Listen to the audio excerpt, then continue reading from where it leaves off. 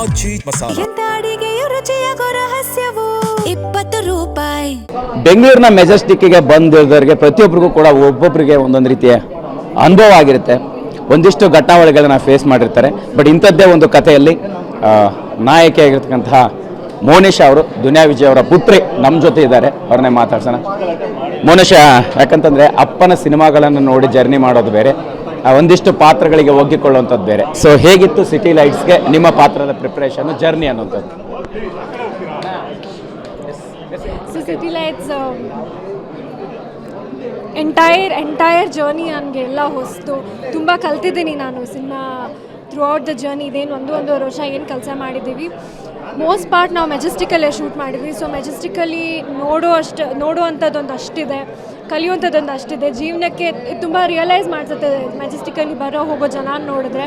So entirely ಒಂದು beautiful experience ಇದು. ಇಡೀ ಈಗ ಸಹಜವಾಗಿ ಅಂದರೆ ಹೇಳ್ತಾ ಇದ್ದೀವಿ, ಬೆಂಗಳೂರಿನ ಮೆಜೆಸ್ಟಿಕ್ ಅಂದರೆ ಒಂದು ಭಯದ ವಾತಾವರಣ.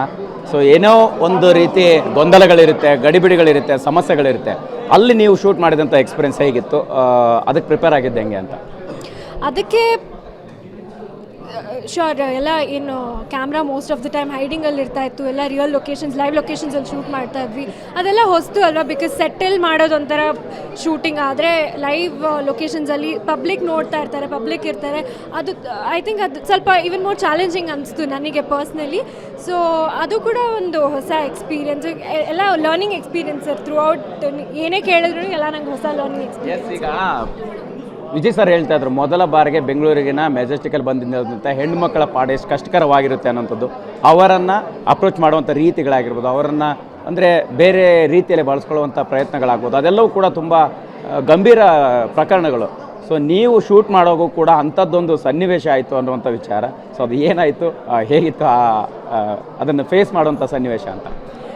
ಅದು ನಾನು ಆಗಲೇ ಹೇಳ್ದಂಗೆ ನಮ್ಮ ಪಾಡಕ್ಕೆ ನಾವು ಶೂಟ್ ಮಾಡ್ತಾ ಇದ್ವಿ. ಹಿಂಗೆ ಯಾರೋ ಒಬ್ರು ಬಂದು ಅಪ್ರೋಚ್ ಮಾಡಿ ಏನೋ ಒಂದು 2 ಮಾತು ಹೇಳಿದ್ರೇನೋ ಕೇಳಿದ್ರು. It was not in the right intention, ಅದು ಗೊತ್ತಾಯಿತು. ಅದು ನನಗೇನು ಸರ್ಪ್ರೈಸ್ ಮಾಡಿಲ್ಲ, ಬಿಕಾಸ್ ಮೆಜೆಸ್ಟಿಕ್ ಬಗ್ಗೆ ನಾನು ತುಂಬ ಕೇಳಿದ್ದೆ, ಹಿಂಗಿರುತ್ತಂತೆ ಅಂತ.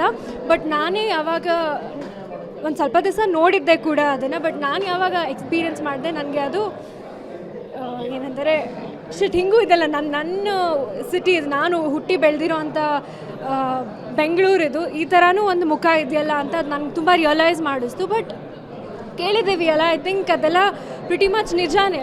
ಮೆಜೆಸ್ಟಿಕ್ ಬಗ್ಗೆ ಶೂಟ್ ಮಾಡೋ ಟೈಮಲ್ಲಿ ಆಗಿರೋ ಅಂಥ ಇನ್ಸಿಡೆಂಟ್ ಅದು. ಏನಿಲ್ಲ ಪಾಪ, ನಮ್ಮ ಟೀಮೆಲ್ಲ ಪಾಪ ಸೇಫ್ಟಿ ಎಲ್ಲ ನೋಡ್ಕೋತಾ ಇದ್ರು ಎಲ್ರದ್ದು, ಅದರಲ್ಲಿ 2 ಮಾತಿಲ್ಲ. ಬಟ್ ಅದೊಂದು ನನಗೊಂದು ನೆನಪಲ್ಲಿ ಉಳಿಯುವಂಥ ಎಕ್ಸ್ಪೀರಿಯನ್ಸ್ ಅಷ್ಟೇ. ಅದು ಬೇಕಾಗಿತ್ತು ಆ್ಯಸ್ ಅನ್ ಆರ್ಟಿಸ್ಟ್ ನನಗೆ.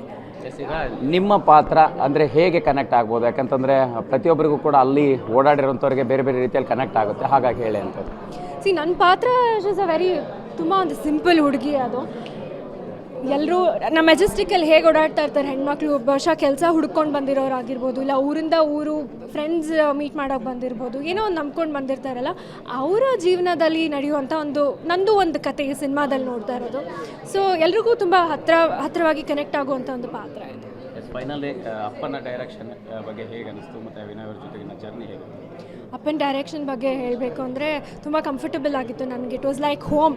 ಅಪ್ಪ ಹೇಗೆ ನನಗೆ ಡೈರೆಕ್ಟರಾಗಿ ಎಷ್ಟು ಕಂಫರ್ಟ್ ಕೊಟ್ಟರು ಸೆಟ್ಟಲ್ಲಿ, ಹಾಗೆ ಎಂಟೈರ್ ಕ್ರೂ ಕೂಡ ಸಲಗಾಭಿಮಾನ ನೋಡ್ಕೊಂಬಂದಿರೋರು ಎಲ್ಲರೂ. ಸೊ ಅವ್ರ ಜೊತೆನೂ ಕೆಲಸ ಮಾಡಿ ನನಗೆ ಹೋಮ್ ಫೀಲಿಂಗ್ ಇತ್ತು ನನಗೆ ಸೆಟ್ಟಲ್ಲಿ. ಅಪ್ಪನೂ ಅಷ್ಟೇ, ನೀನು ಮಾಡ್ತೀಯ ಮಾಡು ಅಂತ ಧೈರ್ಯ ತುಂಬಿಸಿ ಕಳಿಸ್ತಾ ಇದ್ರು ಪ್ರತಿ ದಿವಸನೂ. ಸೊ ಎಸ್, ವಿನಯ್ ಸರ್ ಜೊತೆ ಕೆಲಸ ಮಾಡಿದ್ದು ತುಂಬ ಖುಷಿ ಇದೆ. ನನ್ನ first cinema. Is a very fine actor, ಎಲ್ರಿಗೂ ಗೊತ್ತಿರೋ ಹಂಗೆ. ಅವ್ರ ಜೊತೆ ಕೆಲಸ ಮಾಡಿರೋದು I am very happy. Thank you Monisha. Thank you sir, thank you. ಇದಿಷ್ಟು ಸಿಟಿ ಲೈಟ್ನಲ್ಲಿ ಅಭಿನಯ ಮಾಡಿರ್ತಕ್ಕಂತಹ ಮೋನಿಶಾ ಅವರ ಮಾತಾಗಿರ್ತಕ್ಕಂಥದ್ದು. ಕ್ಯಾಮ್ರಾ ಪರ್ಸನ್ ಜಗನ್ ಜೊತೆ ಮಾಲ್ತೇಶ್ ಚೆಗ್ಗಿನ್, TV9 ಬೆಂಗಳೂರು.